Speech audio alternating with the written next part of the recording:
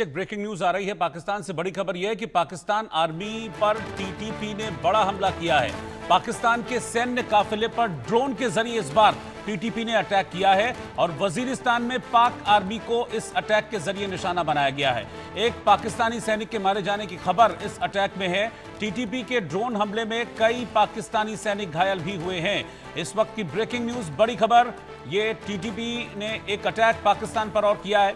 कई बार TTP Khyber area में पाकिस्तान पर अटैक कर चुका है और अब वजीरिस्तान इलाके में यह ड्रोन के जरिए अटैक किया गया, जिसमें पाकिस्तानी सेना के वाहन को निशाना बनाया गया और इसमें एक पाकिस्तानी सैनिक मारा गया है। इस तरह की खबर मिल रही है।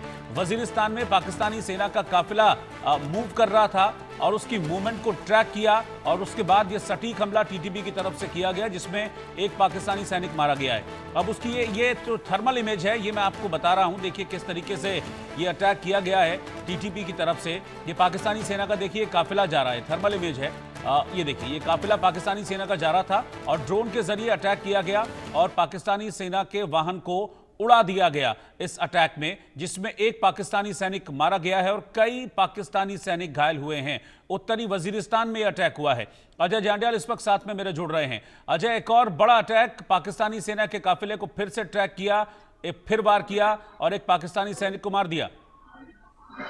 देखिए रोहित, बिल्कुल जिस तरीके से ये तस्वीरें हैं, ये अपने आप में हिलाकर रख देती हैं कि किस तरह से टीटीपी एक कहीं ना कहीं बड़े हमलों को अंजाम इस वक्त पाकिस्तान के इस इलाके में दे रही है। खैबर पख्तूनख्वा में जानकारी के मुताबिक नॉर्थ वजीरिस्तान का ये इलाका है जहां पर टीटीपी ने सेना के काफिले को निशाना बनाया और विस्फोटक जो है इतना जबरदस्त धमाका था कि पूरे इलाके में इस तरह की आवाज सुनी गई और उसके बाद गाड़ी के जो है वो परखच्चे उड़ गए। 4 गाड़ियों का काफिला जा रहा था और 2 गाड़ियों के बीच में ये विस्फोट हुआ, जिसमें धमाके के बाद जो है अभी तक माना जा रहा है कि शायद 2 से 3 लोग जो है वो मारे गए हैं और जख्मी जो है वो लगभग 5 से 6 लोग जो है वो जख्मी हैं। पहले ये जानकारी आई थी कि शायद एक जवान जो है वो मारा गया है, मगर जितना भीषण ये धमाका था उससे अंदाजा लगाया जा सकता है कि कैजुअलिटीज और ज्यादा होंगी। पाकिस्तानी सेना इसे कब तक छुपाती है वो बात अलग है। मेजर शाह भी हैं साथ में, इस पे एक रिएक्शन उनसे भी लेता हूं। मेजर शाह, भी हम जिस डैम की बात कर रहे थे, डायमर भाषा डैम, वो यही खैबर पख्तूनख्वा में बन रहा है और ये वजीरिस्तान भी जो है वो खैबर का एरिया है। अब टीटीपी जिस तरीके से बीएलए सीपेक के मंसूबे कामयाब नहीं होने दे रही है बलूचिस्तान में, ऐसे ही टीटीपी कामयाब होने देगी चीन के इन मंसूबों को, पाकिस्तान के इन मंसूबों को? वहां पर वो भी इसी तरह से अटैक कर रहे हैं वहां पर।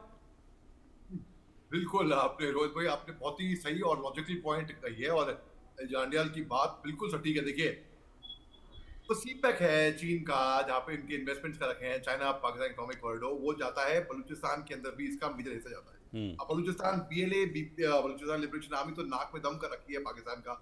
वो 1-1.5-2 महीने पहले उन्होंने जाफर एक्सप्रेस भी हाईजैक की थी।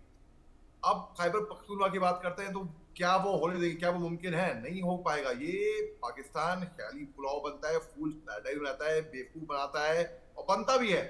खुद शायद कन्विंस नहीं हो, इसलिए वो बाकी को कन्विंस नहीं कर पाता है। चीन इनका मतलब का दोस्त है। जब तक चीन का मतलब है तब तक चीन की दोस्ती रहेगी। जब मतलब निकल जाएगा पाकिस्तान से तो चीन उनको दूध से, बिल्कुल मलाई से मक्खी निकाल के फेंकते हैं ना, वैसे दूर पड़े फेंकेगा बिल्कुल। ये भाई कोई परवाही नहीं करेगा पाकिस्तान की।